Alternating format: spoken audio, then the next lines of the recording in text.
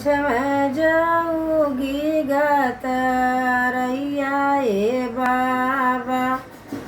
सुखवाऊ आई बिनु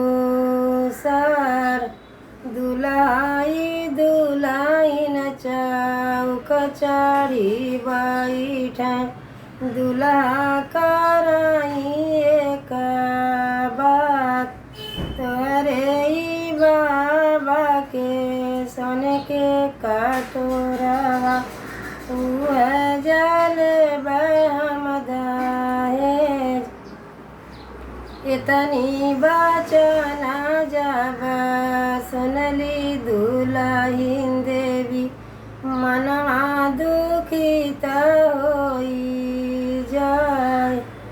हमारे ई बाबा के सोने के कटोरा पिया बीराना भैया दूध हमारे ई बाबा के सोने के कटोरा पिया बीराना भैया दूध इतनी बचना जब सुनल दुल्हे राम गोड़ पीठी भैले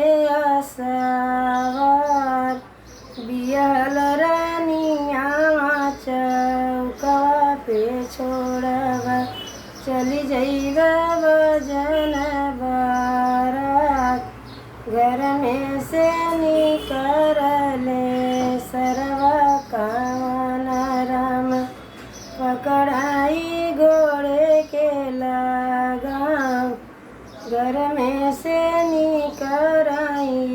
सरवा कावन राम पकड़ाई घोड़े के लगाम चान सूरज जैसे बहिनी संकल्प सोने के कटोरवा कावन चीज चान सूरज जैसे बहिनी संकल्प सोने के कटोरवा कावन